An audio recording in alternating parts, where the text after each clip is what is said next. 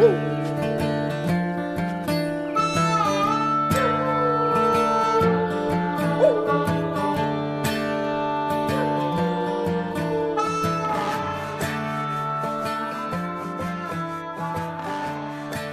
everybody, welcome to episode 53 of the Go Get Outside podcast. This is your host, Jason Milligan. Welcome back. Welcome aboard. On today's show, we will be speaking with Leslie Kim. She is an artist, climber, and creator of t-shirt company Dynamite Starfish. This episode may be a little different than some in the past, as we spend a lot of time talking about the circuitous career path that Leslie embarked upon before stumbling upon graphic design and climbing and melding those two things together. But I do always say first and foremost, this show is about the personalities who appear on the show, and I think this episode does a great job of capturing the personality of a very cool person. So let us head now to Echo Park, where the Beastie Boys once recorded a music video for their song Nettie's Girl, and speak with Leslie Kim.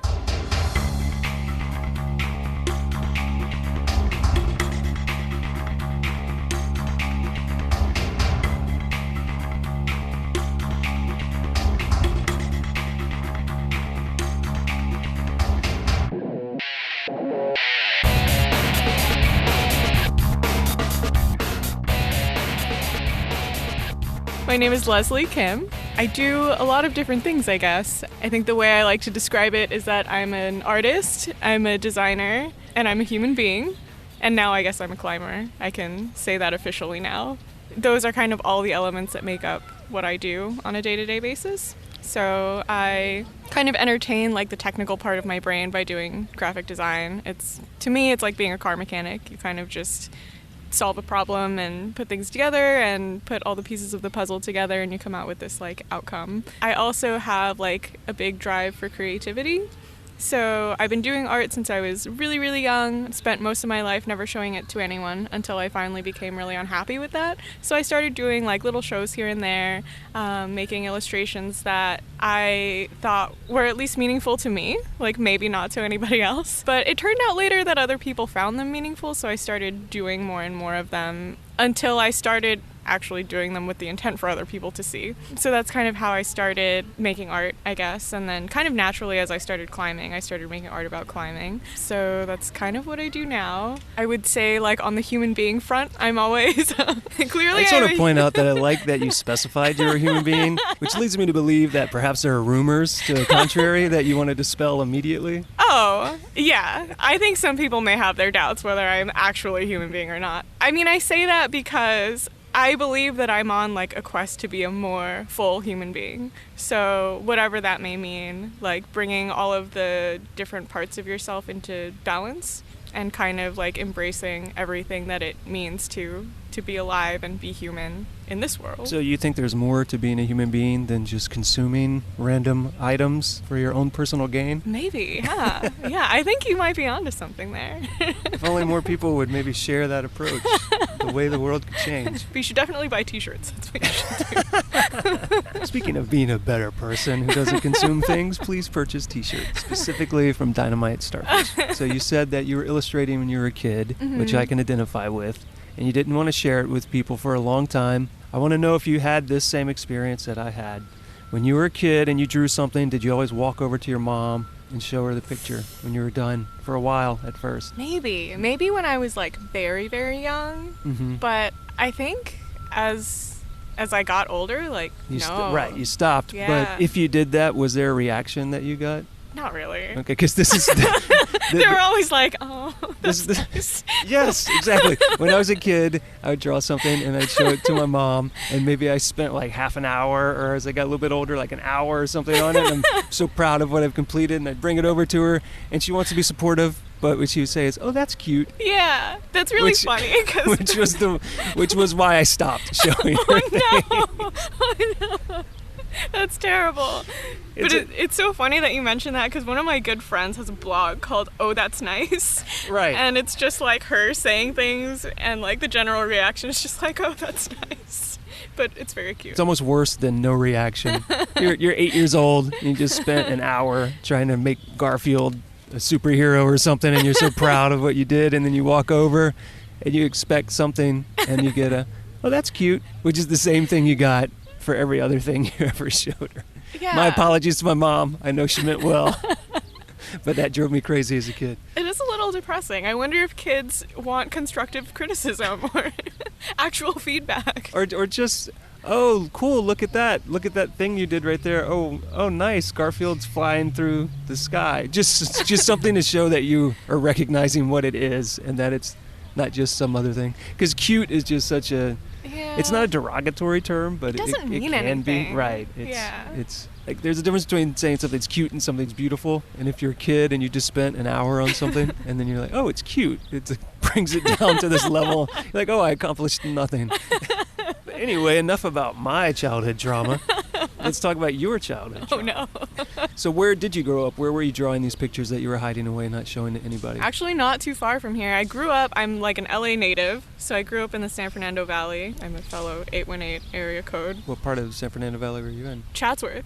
Oh, okay. So you grew up in hot Chatsworth, yeah, near Stony Point. Yeah, I grew up in the Deep Valley. It was actually only maybe a mile or two away from Stony Point. I'm a little bummed that I didn't climb when I was a kid because I think I really would have enjoyed it. And I was so close to Stony Point. Did you go there at all as a kid? Stony Point was kind of the place where all the kids went to get drunk or get high or just like hang out. And for people listening that don't know what Stony Point is, which is probably everyone that's not in Los Angeles, it's a street-side crag in that it's a huge pile of rocks that are, I guess, probably a couple 100 feet tall, right next to the main road. You can do everything there from climbing to rappelling practice to being homeless and living there to doing drugs, getting drunk, breaking glass bottles, spraying graffiti. So it's very much an urban crag. I think the guidebook is actually called Urban Rock. Called that, right? Yeah. So the guidebook is called Urban Rock. So that should give you an indication. But a lot of the really respected Yosemite climbers started out training there. So it does have some history other than broken glass and hypodermic needles. But that's all I knew, like, when I was in high school. It was like, oh, like, these delinquent kids are going to Stony Point to, like, do drugs or whatever. And you were a good kid. Well, I wouldn't say I was, like, a good kid, but I also wasn't, like a drug addict. So I wasn't doing weekly runs to Stony Point to do whatever. So instead you were drawing things and hiding them under your mattress where no one would ever see them for 20 years. Sure. I don't know if I was like hiding them actively, but I just didn't really think that they were like worth like showing to anybody. Well, like for any reason. I mean, I took art classes in high school and, you know, like I'd submit my stuff to like a high school show and, you know, it was there, but I never really thought I'd make it a career. I never thought I'd be doing it for the rest of my life. Like I knew it was part of me just as something that I did on the side as a hobby, but I don't think I really understood like how much value it had to me and like how I processed things until like much, much later, like probably actually 20 years later. So you just kind of thought of it as a thing you did instead of a defining feature of your personality until much later? Yeah. I mean, like, I grew up as an only child, so it was really, like, my only hobby. So does that mean you're crazy? Are you a crazy, selfish only child? Oh, God, definitely. I'm such an insane person. But, yeah, like, both of my parents worked. My grandma was the one who was home with me most of the time. So for me, it was just a lot of drawing, like, how easy is it for a kid who's, like, 12 to really, like, relate to your grandma who's like 70 or something. So yeah, I made a lot of art. I did a lot of painting, did a lot of like random crafting, popsicle stick sculptures. Many popsicle stick sculptures. Have you returned to that art form? Because I hope that you do. I'm really hoping it makes a comeback. You should create El Cap out of popsicle sticks. Oh, that's entirely. A hard one. No, you can do it. I have complete faith in you. Yeah, it could be like a long-term project. Yeah, whenever you go, assuming that you go to conventions or whatever and get a booth, either now or at some point, you could have your popsicle stick El Cap as part of your setup, and you can have your t-shirts lined up alongside of it. Well, that could be something that I can work on at a booth while I'm not making any sales. There you go. So let's talk about that. Let's talk about how you transitioned from I draw and I hide them under my mattress, which is the image I have in my head, despite how inaccurate it is, to, oh, this is actually part of my personality and part of how I define myself, and maybe I want to do more than just draw pictures and hide them from everyone. I feel like that's actually a pretty long story. That's okay. This podcast is not short. After high school, I went to UC Irvine, straight out of high school. I actually applied as a double major in philosophy and linguistics. I didn't really know anything about either one, but I knew I wanted to learn about the way language works because I think I was interested in writing, but I didn't really know that about myself either. Like, I think there's this common thread between different languages that you can capture through art and music and sound, really. And that was something that I was really interested in, so I thought linguistics was the field that I wanted to study. Based on your face, I can tell that thought turned out to be incorrect. Boy, was I wrong. I think I took my first linguistics class. I was so bored, I forgot to take my midterm, and I just barely scraped by with a C at the end, and I was like, I'm done with this class. So there was that and philosophy. I never really took any philosophy classes, but, it was always an interest of mine, how people think and see the world, that I think is really interesting. I still haven't, fully studied philosophy. Maybe one day I'll, go and take an actual class or, read some more about great philosophers. So wait, did you not study it at all? No. Well, I thought you were trying. So you just changed your mind at some point and said, "Well, I was so wrong about this linguistics thing. I'm not even going to bother with these philosophy classes." So here's what happened. I went in as those two double majors, right? And then my mom is a pharmacist. I like that you chose two fields that were the wrong decision as a double major. You didn't say, well, let me see if one of these, or you just immediately decide, no, these two things are what I do. I haven't done them yet, but I'm going to do both of these simultaneously. This is a running thing in my life. It's just, all right, I don't know what I'm doing, but we'll go for both. So my mom is a pharmacist, and the way I've been raised since I was really young is science is where the money is at. So that's what you have to study. So I went in with these two very strange and inapplicable majors as my goal. While I was in orientation, somehow my mom convinced me to become a biology major. And let me guess, you didn't know anything about biology at that point either. I mean, not really. Growing up with a pharmacist as your mom, there are a lot of textbooks around, and I always read them and I looked at them, and I enjoy physiology. It's definitely interesting, and I was pretty good at it in high school. But somehow she convinced me to just go to the biology orientation, see if it seemed like something I could do. And I think I'm just a really tolerant person, so I went to the orientation and I was like, okay, this is what you learn, I guess I could do it. And the way my mom put it was well, just see if you think you can sit through it, and if you can, then that's the major you should do. That sounds like a great way to pick what you're going to do for the rest of your life. It was terrible, but it definitely backfired on her. I did it for a year and a half. And after a year and a half, I started to feel very, very stuck. Biology was really interesting. I was learning a lot. I was studying pretty hard. I was actually really heavy into martial arts, and that was what I did. I want to say I trained 6 times a week. All right, what style? Not that I'm going to know what it is. But It's called Bujinkan Budo Taijutsu. that is a very short name. So what does that mean, essentially? Is it defensive, offensive, throws, kicks? All of the above. It's very holistic, which is why I was drawn to it. I've done martial arts also since I was a little kid. I did taekwondo when I was really young. I mean, I'm Korean, so it just comes with the blood.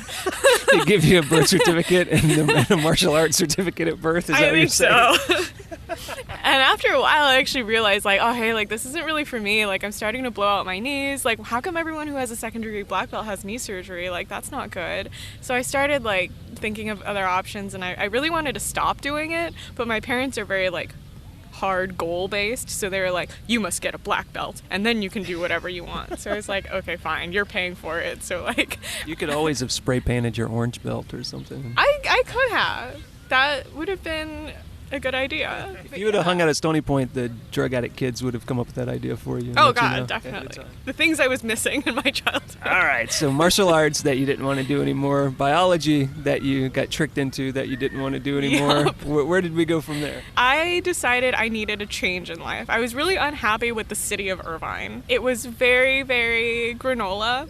And it reminded me a little bit of Resident Evil, where like you have the perfect town and it has this like, why is there a nuclear reactor on campus?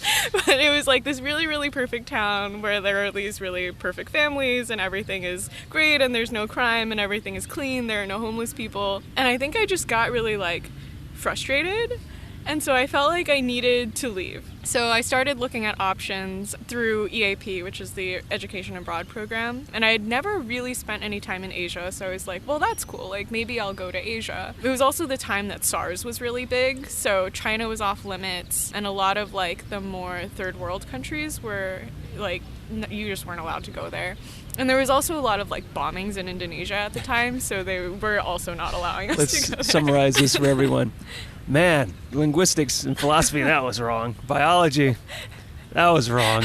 Moving to this idealized place where no one can hurt me, that's wrong. I'm sick of this martial arts crap. Hey, Asia. Oh, they've got SARS there, and they have bombings. Maybe I should go there. So how did that turn out? It turned out well. I actually ended up going to Singapore, which is like the cleanest Asian country, with a bunch of other like UC students, and it was all very controlled and all of that stuff. But then again, I was also drawn towards like more of the less commercial areas. So I started going to like Malaysia. We went on trips to Indonesia, and like a lot of kids went on trips there to like go to the resorts and go to the beach and like enjoy. I actually really enjoyed watching the way people lived. Like, there was something really ingenious about the way people lived in the third world, like having 7 people ride on a scooter. Like, that's ridiculous. Like, you're never going to see that in America, but that's just the way they live, and I think there's something really creative about that. So you know what it sounds like. What you didn't know you were doing is becoming interested in sociology instead of philosophy. Yes. And at the same time, I was actually taking some sociology classes that were really interesting to me. I think I just really enjoyed that about traveling. I ended up dropping out of school after that because I realized like biology wasn't for me. I was spending like hours and hours in the biolabs like trying to make plants grow, and everything I touch just dies. Like, I think I just have like the black touch of death when it comes to plants. And it's still that way. I'll like buy a basil plant from Trader Joe's and like it'll look beautiful, and within 2 weeks it's like a black stem. So we should not send you to Mars. No. Oh God, no. I would destroy everything. So you moved to Asia so you could study inadvertently sociology. Stop studying biology, and then what happened? You didn't contract SARS, correct? I did not. That's good. After that, I actually moved to Australia for a year. So you just became a globetrotter. I guess so. I was engaged to someone who I met in Asia who lived in Australia, and so I had really cheap rent. My parents actually wouldn't let me go unless I was going to school. So I looked into a physical therapy program there because that was like definitely something I was interested in. Because you couldn't dare stick to one thing, right? Absolutely like, well, not. I would go to Australia, so it should be a new thing now. Well, it was related to biology, and I was still transitioning out of biology. So this was a clever ruse. Yeah. What happened was I got really sick during the orientation, and I found out that I would have to take 8 classes my first year in order to even, like, qualify for the program. And then I kind of questioned, like, am I really that motivated to continue studying, like, health sciences? And I realized, oh, maybe I'm not. And this is kind of where the art thing came into play, because I had still been making art this entire time. And it was actually how I wrote down all my biology notes and my chemistry notes. They were all in like little drawings and like steps of how one thing became another thing. So are you one of those people where if somebody says, hey, can I borrow your notes? I wasn't in class today. You hand them to them and then they say, oh, shit. I have no idea what any of this means. Is that how your notes were? Or were they like really well illustrated examples of what was being talked about and then therefore the best notes that you could borrow from somebody? I don't know. I don't know if anyone really borrowed my notes. I think most of it was written, but if there was like an easier way to express something through like a little mini illustration, like I'd do it that way. Just mostly out of like the need for speed, because, you know, lecturers talk really fast and you just have to like write down a lot of information at once. So I started doing that, and I think I learned, oh, like this is how I process information, like spatial processing. The person I was with at the time told me, like, he was an architecture student, So he told me like, hey, I've seen the way that you process information. I kind of know the way you think, and I think graphic design could be a cool field for you. And I didn't know what graphic design was. Like, I didn't even know you could get a job as a graphic designer or like what that job even meant. But I went and talked to one of the professors, and he was like, okay, like bring a portfolio. We'll see if we can put you in the program. I literally brought a stack of 8.5 by 11 sheet paper. Pulled them all out from under your mattress. Yeah. Just been sitting there for years. Yeah. Like, literally, that was what it was. I was like, here's a stack of drawings. Like, can I be in the program? And they were like, cool, yeah. This doesn't pertain to selling cereal or coffee beans, but it's a beginning. Yeah, it was cool. And I think through graphic design, like, I ended up taking a lot of sociology classes inadvertently because you learn about how art affects culture and how art and design is a reflection of popular culture.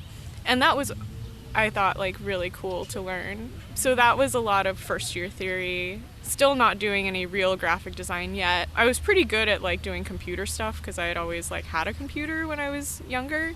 So it seemed like it was going pretty well. I still didn't know what the job was, even after like a year of studying graphic design. And I think I was really confused for a long time because I was like, oh, like we make signs and logos, I think. Yeah, it's a really hard thing to explain to people, and you might not know this. I do a fair amount of graphic design as well, and historically I have. It's one of those jobs that you could be working on marketing materials and advertising materials, or it could very well be the sign for the store. Yeah. Or it could be a website. It's just whatever graphical representation of a product or a commodity or a service exists. So it can be a wide gamut of so many things. And it's one of those things people take for granted. Like, for instance, I used to do graphics for the news. I was having this exact conversation with someone yesterday where they were like, well, what did you do there? And then I started saying, well, you know, all the names you see on the screen, and then the graphics you see over people's shoulders. And then when it goes to a full screen and it says, this person's missing,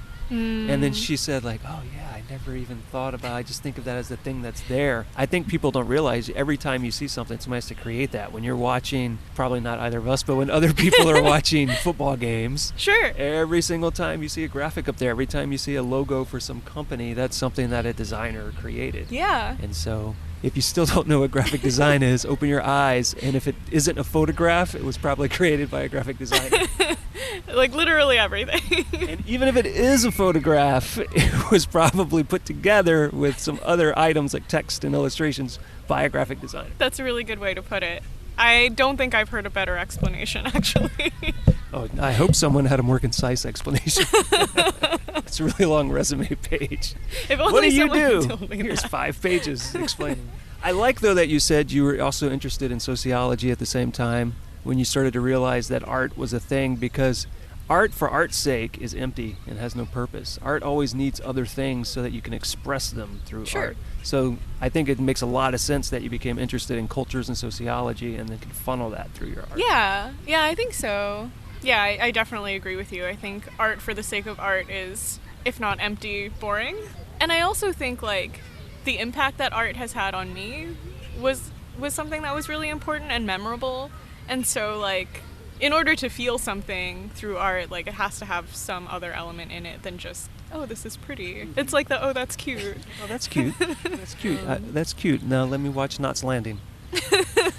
So you discovered that, hey, I think in imagery, and so maybe all these drawings have been hiding away. All my life means something. You get into this graphic design program where you really don't understand where your future lies in it. So where did your future lie in all of that? So I actually thought I was going to become a graphic design academic, because I went on this research trip with the architecture faculty.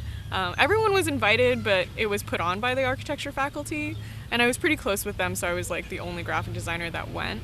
And I was also the only first-year graphic design student that went.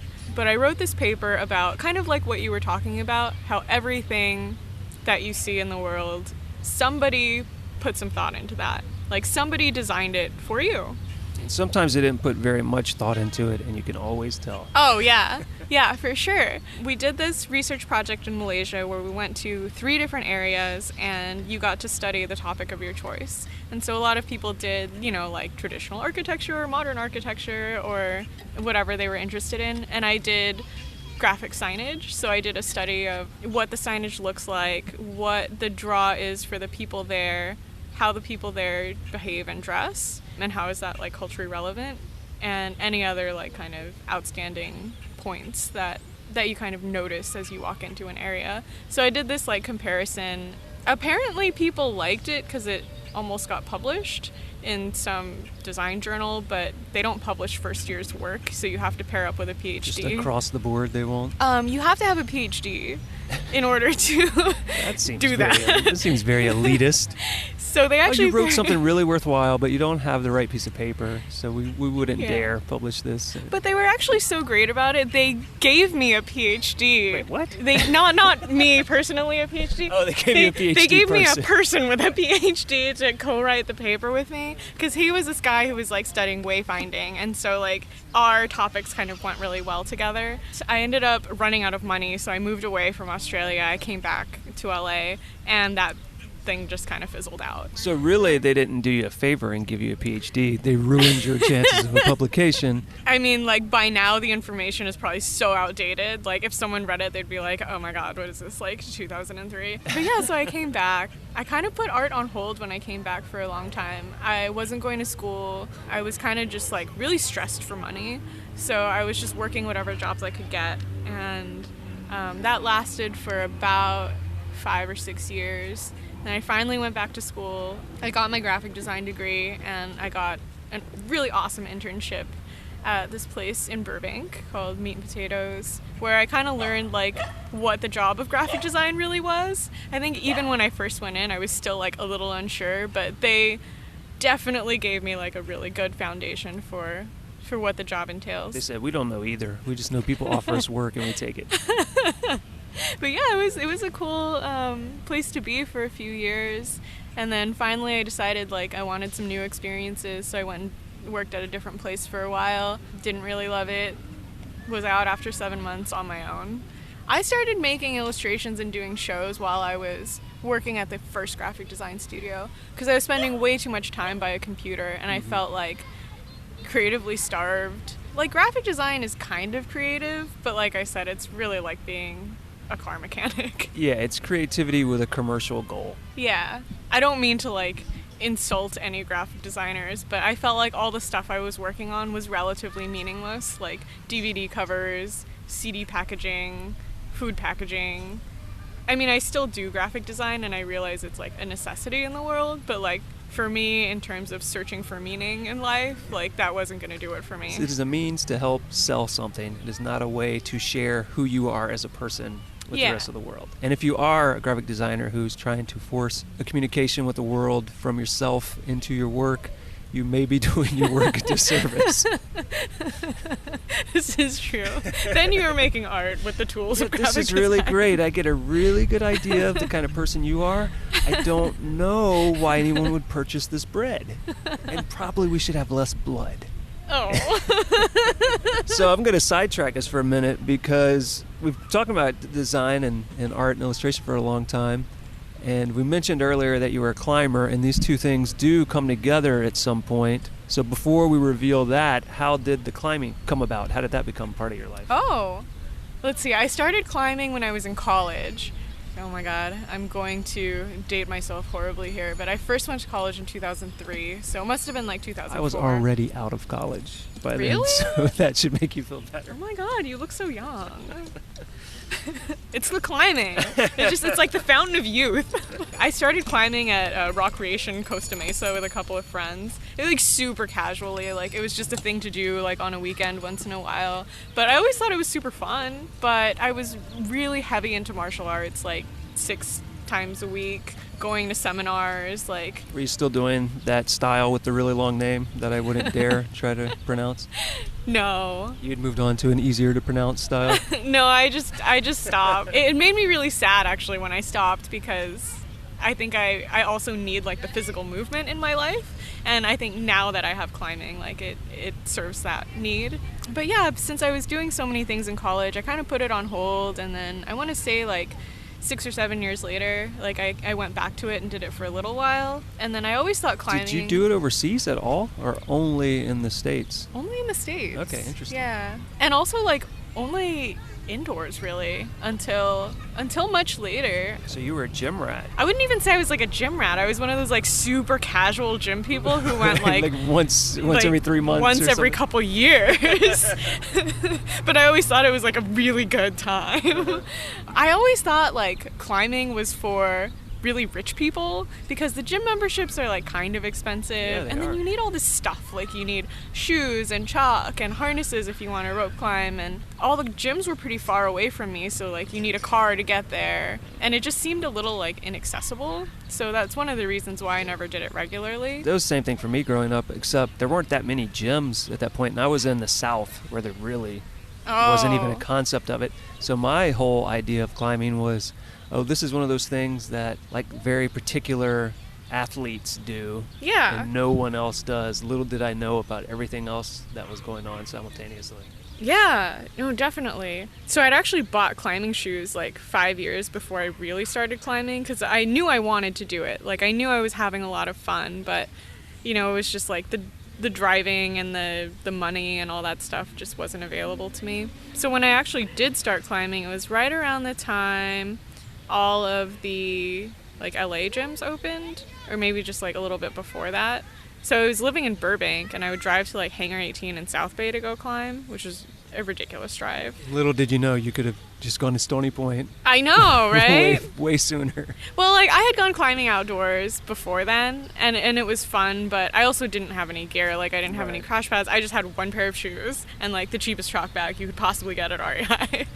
So yeah, I was like going to the gym a little bit. One of my good friends from high school, like he actually started climbing like a few years before, and he was going a lot, and so I asked him like, hey, like that looks like fun, can you take me? And so that's how I ended up going.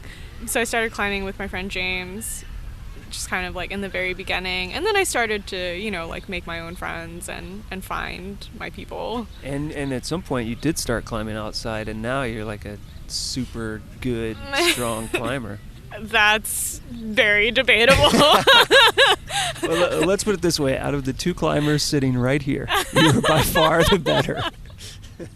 You realized that there was this thing that you lived a mile away from, you could have been doing all along, that wasn't being a drug addict. And so you discover that. You've discovered your true calling in the arts. Sure. And then at some point you decided to combine those two things. How did that happen? So it was actually combining more than two things. Combining 2+ things. So I took a printmaking class in college, and I really loved it. That's where I learned to screen print. And so once I learned to screen print, and I had graphic design skills and some illustration skills from doing like the little art shows and whatever, I started to put all of those things together and make mini posters. So I really liked the idea of just having punchy graphics with a couple colors that said something that was a little bit funny and cheeky and bold in a really simple way. And I think that's kind of like the style that I'm after all the time. And once I learned how to do that, a lot of people were like, hey, your stuff would look really good on t-shirts. Like, you should definitely do that. Hey, how can we make you be a commercial artist again? And I was like, no, like, I don't want to do t-shirts. Like, what an annoying thing to do. Like, like, you have to print them on all these different sizes. You have to have, like, different colors. Like, people are so picky. I don't want to do that. Absolutely not.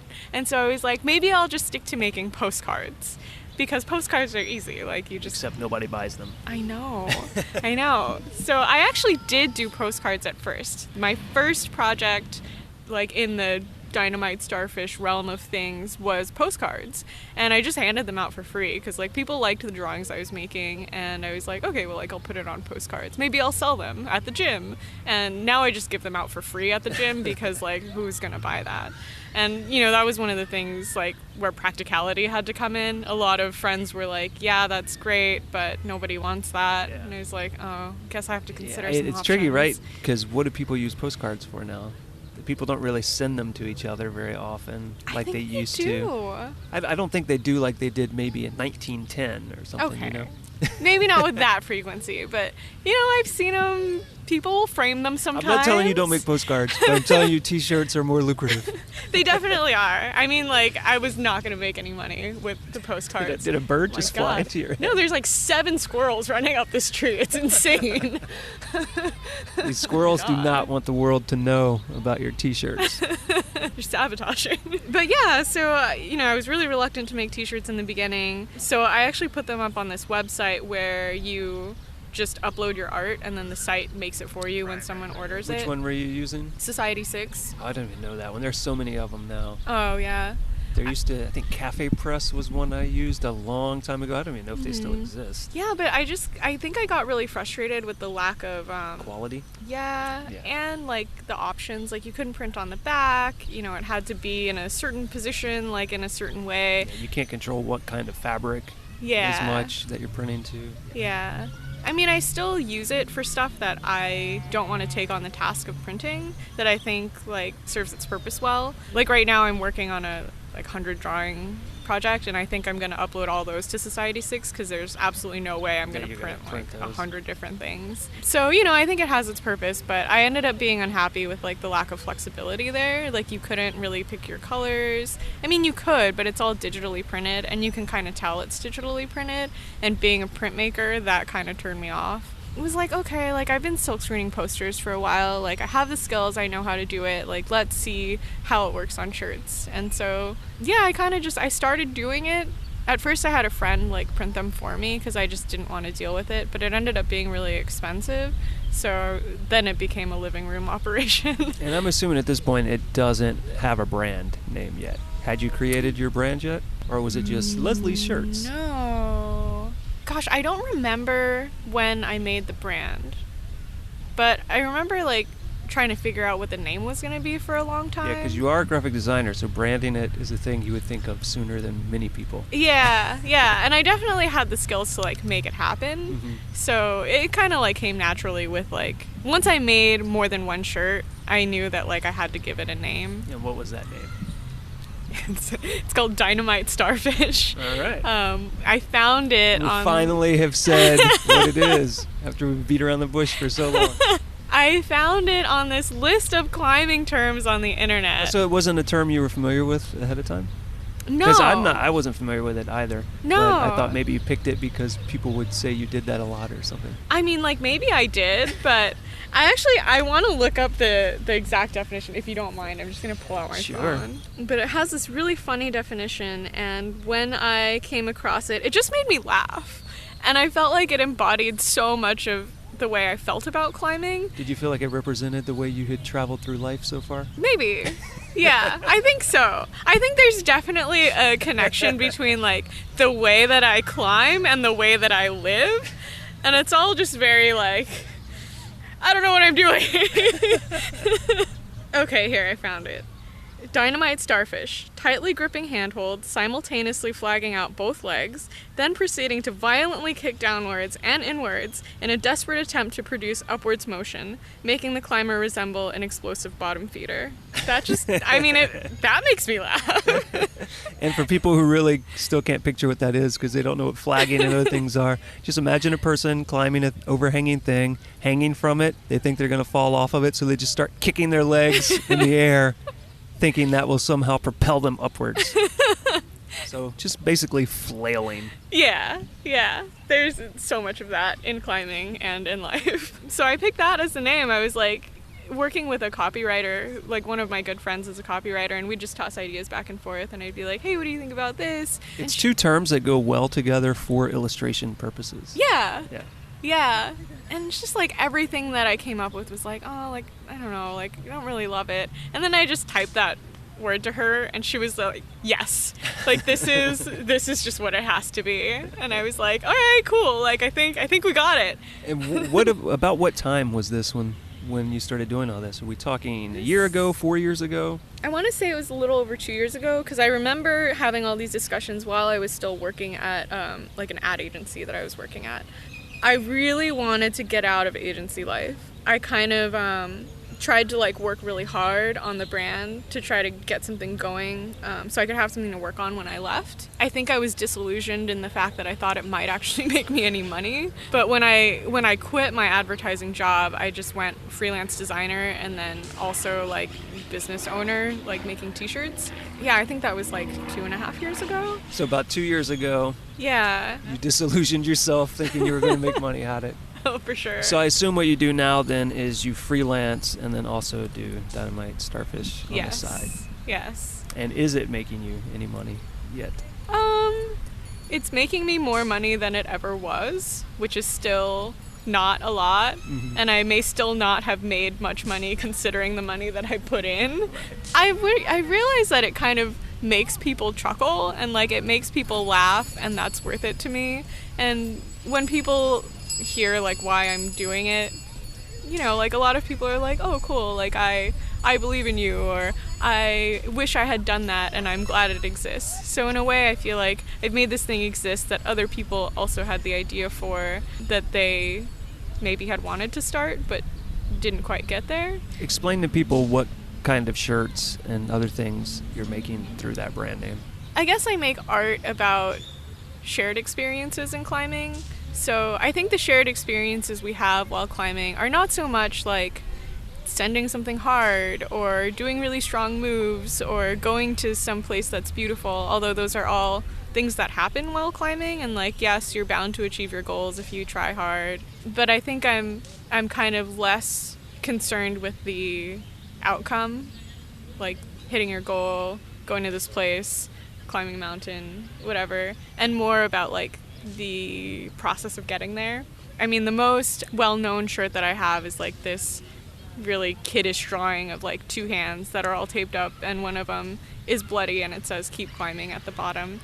I think there was something about climbers like that I saw, like there was like a common perseverance that every climber had that I saw. Like they would be hurting, they would be injured, but they were still going to keep climbing.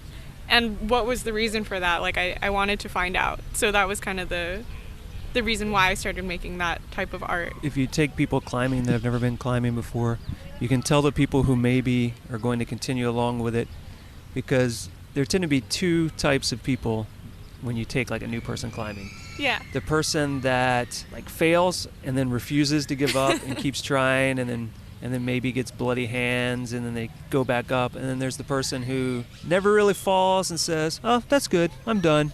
And then they want to come down, and then they're like, yeah, no, I'm good for the day, and then they don't want to go up again. And the person that's bloody in their hands on the first day and just doesn't want to give up, you know that they're maybe going to want to come back again. They're probably having more fun. Yeah, I think so. So yeah, that's kind of like what propelled me to start making the art. And I also just saw like there wasn't a lot of art out there in the climbing world, and a lot of stuff I was seeing was, you know, was very much like, how do I explain, like, You're not about to piss off Jeremy Collins, are you? Oh no, I think he's great.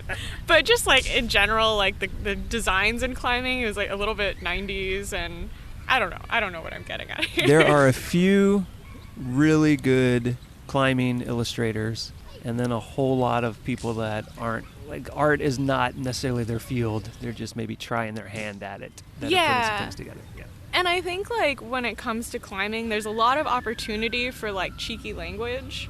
Everyone who gives me a shirt idea is like, oh, you should make it this like kind of raunchy thing. And I'm kind of like, oh, like, yeah, that's funny, but it's been funny for like 20 years. It's also maybe not funny the 12th day you put that shirt on. Right. It's right. making some sexual innuendo joke about nuts and... Yeah. Yeah. And like, to be honest, like it makes me laugh. There's nothing wrong with it, but it's just not the type of art that I want to make. And that's like a personal choice. It's not to say it's like not entertaining. Like, it's funny. It's really funny. But it's just not like the type of thing that I do. You're more interested in flailing. Definitely. Definitely. Self-embarrassment is a big thing for me. So you mentioned a 100 images project you're working on right now. So tell us about that project. Sure. So my 100-day project is called 100 Drawings About Climbing. I'm posting them like on Instagram. That's a very specific name. And I realize now they're actually not all about climbing. They're just drawings that like maybe I had a thought while climbing, and that's what I ended up drawing for that day. I haven't been that diligent about doing it every day, but I do plan to put out 100 by the end of the project. And when is that supposed to be done? I have no idea. Oh, so it's just whenever it finishes up. It's not like I have to do 100 in 200 days or something like that. No, I don't. I just don't think I could hold myself to something like that. Mainly because my schedule is so unpredictable, and a lot of times, like, because I do digital illustrations a lot, like I have to be at a computer and like at a desk where I can have my tablet out and stuff like that. It just gets hard to hold myself to that, and I think I'd get really stressed out, honestly. Are you doing these 100 illustrations digitally? Are you doing mixed media? Are you doing some digitally, some with pen and ink? They're mixed. Sometimes I do there's a process that I started doing a long time ago when I first started printmaking, was like drawing out each color in black and then scanning it and then overlaying it on top of each other. So I'll do that. So it's still hand-drawn, but in the end it's just compiled digitally, and then like I'll choose the color in Photoshop for that layer or whatever. It's a combination of both. And a lot of the digital illustrations I do are like paintings using like Photoshop brushes. Right. Yeah. So yeah, those are the drawings that I'm doing. So which number are you on right now? Oh my god, I'm not even that far. I think I'm on like... Are you in double digits? I'm in the double digits. Okay, that's good. I want to say I'm on like 15 or 16. Okay, so you got a ways to go. I have a long way to go. So what we should do is we should have everyone on the show periodically email you. Oh my god, yeah. And say, hey, how come you're not up to number 45 yet? Hey, to heckle me. I noticed 36 went up. I'm really looking forward to 37. I was hoping that they would mail me some suggestions, but heckling is okay I'm sure too. People would be happy to do that as well. Yeah, I've had a lot of really good suggestions from friends. I think I put out a request on Facebook for more ideas, and I got like an overwhelming response of ridiculous things that I'm really excited to draw. So yeah, I kind of like can't wait to get back on that. I've been a little bit busy on the freelance design front, especially this week. So I haven't really done anything this week, but hopefully getting back on track next week. So what do you want for Dynamite Starfish in the future? And what do you want for your climbing in the future? For my climbing in the future, I want to climb 513. I don't climb 512 yet, but that's what I want. But do you climb 511? Occasionally. All right, see, so that's a pretty good start. Sure. I don't climb 511. I can tell you that for damn sure. Yeah, I was actually really inspired by my friend's wife who climbed her first 513 at age 40, and I'm 32 now, so like I believe that it is a possibility. I may not get there, but it's like fun to think about.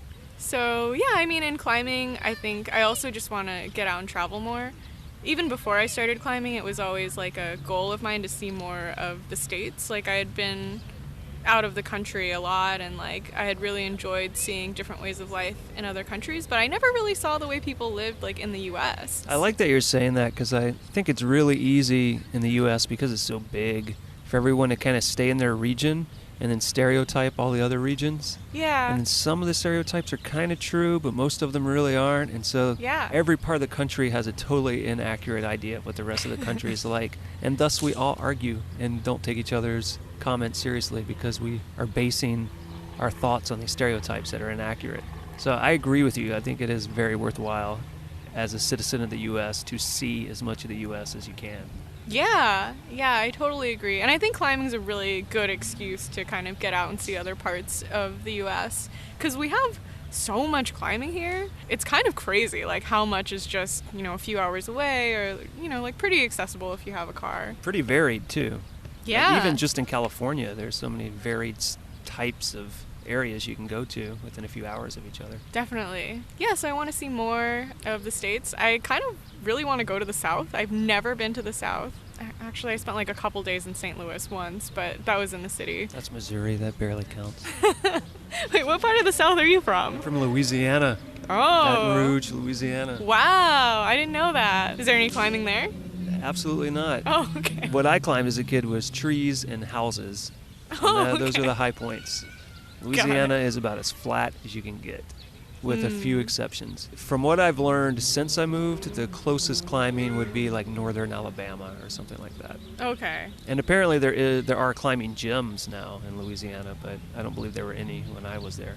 Huh. So you want to see more of the U.S. and you want to climb 513 by 40? Is that the plan? Something like that. loose goals. All right, and what's going to happen with Dynamite Starfish? I don't know. It's been like kind of a cool journey just seeing where it's gone. Like, when I first started, I didn't even think I would be making t-shirts, but like here I am making lots and lots of t-shirts.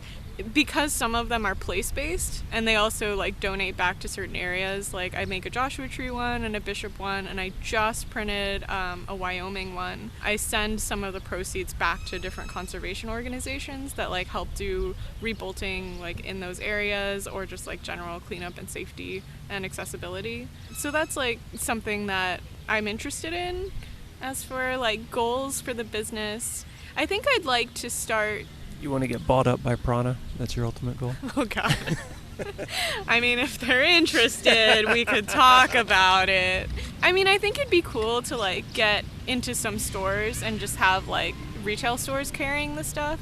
Because right now it's been a little hard to, like, store everything in my apartment and then, like, ship everything out to individual consumers. So, like, if they existed in stores, I think, like, more people would see them. Like, it seems like when people see the artwork, they're, like, genuinely pretty happy about it. That would probably be the next step for me, like, farther down the road. I'm not sure.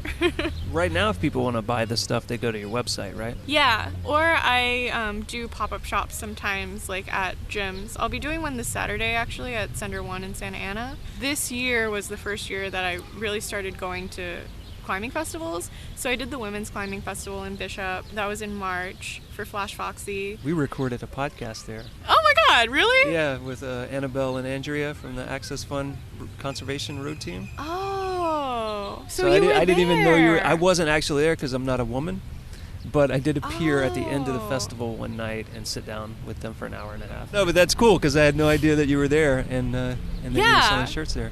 Yeah, so I was a vendor there and a sponsor. I went to the event the year before, to the first one, and it was just like a really cool vibe. I really liked just climbing outside with all the ladies. That was like a joy for me to be there. I'm gonna do the International Climbers Festival in Wyoming in mid-July. So that'll be like, I guess that'll be my first like co-ed festival, right? Because it won't be just women. I might plan for some stuff later in the year too, but nothing solid yet. Right now, is the plan stick with shirts and postcards, or do you think you're going to want to branch out into other sorts of products as well? I definitely think I want to branch out. I just don't know exactly what products yet. Biology textbooks. Oh, God. Starfish biology? Actually, that could be a great shirt.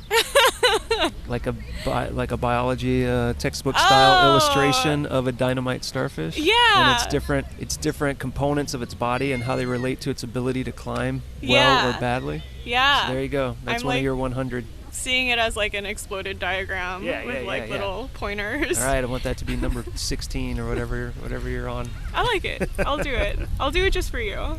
But anyway, back to what we were talking about, which is if you want to branch out into anything else, or if you think you want to stick with t-shirts and postcards for the foreseeable future. I think I'm going to stick with what I have for now. I want to do some other stuff, but I think something that I really I kind of struggle with is I want to make something that's useful. T-shirts are fun and it's a way to express yourself and show support for certain things, and I think there's some usefulness in that, but I also don't want to just be cranking out products for the sake of cranking out products. So I mean, it'll be something to think about. It'll probably take me a while to think about it. People have been telling me a lot to make patches, and I've been thinking about it, but I guess it's just the way I am with patches. I collect them and I don't you never use them. Yeah, I'm the same way. Yeah, and I have pants with giant holes in them. I'm patch would be great for that, but I have 30 of them, and I'm but which one do I use? I can't pick one. Maybe I should start using some patches, and then I'll be convinced that they're very useful, and then I can start making them.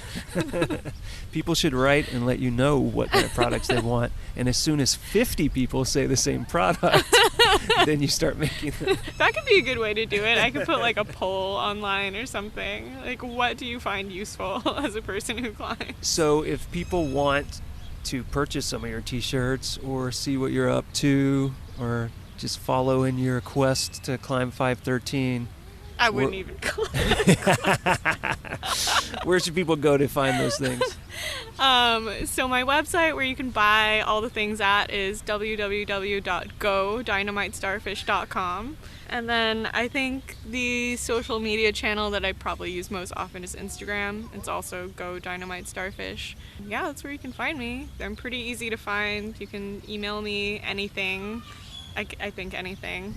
I think people need to email you a number of things. They need to email you what sort of products they'd like to buy.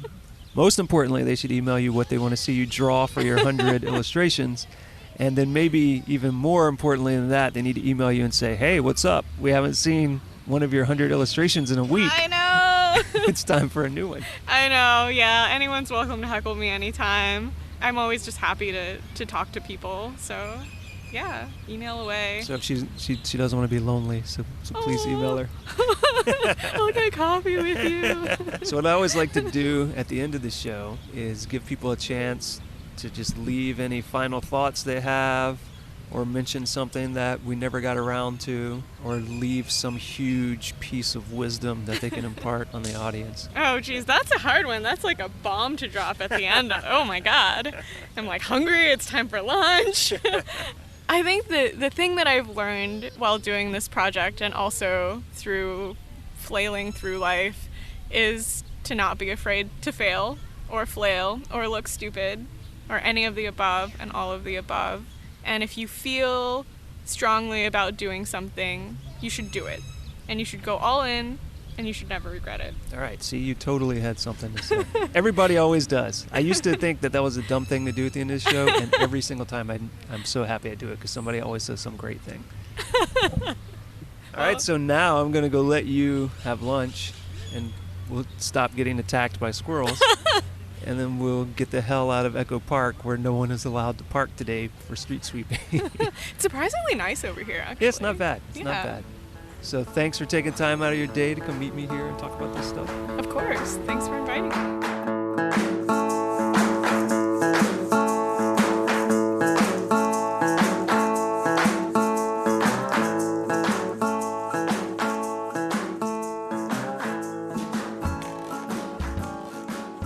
So before we go, I would like to have everyone listening agree to 4 specific tasks, 4 pieces of homework involving Leslie Kim and Dynamite Starfish. Number 1, don't forget to contact her and tell her what sort of products you would like her to sell to you in the future. And secondly, contact her with suggestions for her 100 drawings about climbing project. Number 3, harass her to finish all 100 of those drawings. And number 4, convince her that she does indeed need to reconstruct El Capitan in Yosemite out of popsicle sticks. And how would you go about getting in contact with her? Well, let me set forth a convoluted path that you may follow. First, head to gogetoutside.com/podcast to look for this episode 53 with Leslie Kim. And there you will find lots of photographs, including the illustration we discussed in the show of the exploded diagram of a dynamite starfish. But also you will find many links, including GoDynamiteStarfish.com, where you can find a contact page and harass her and follow through with those 4 pieces of homework. Or, even more importantly than that, you could go ahead and purchase a t-shirt. You will also find links to Leslie and Dynamite Starfish's Instagram page, Facebook page, a link to all of the 100 drawings about climbing that she has currently completed, and finally a link to lesliesamkim.com, where you can see some of her work and potentially hire her should you need her services. And since this is probably the part of the show where most of you stop listening and move on to other things, I will hurry through the end matter here. If you want to contact us here at the show, go at butcherbirdstudios.com. That's how you can email us, or give us a call, 818-925-0106. You can leave us a voicemail there of up to 3 minutes. And please head to iTunes, Stitcher, Google Play, wherever you get your podcast. And make sure you subscribe to the show, rate the show, review the show. And finally, please share this or some other episode with someone you know. Next time on the show, Aaron Nardi, former BMX pro, filmmaker, VX1000 fanboy. Come back August 1st, Aaron Nardi. See you then.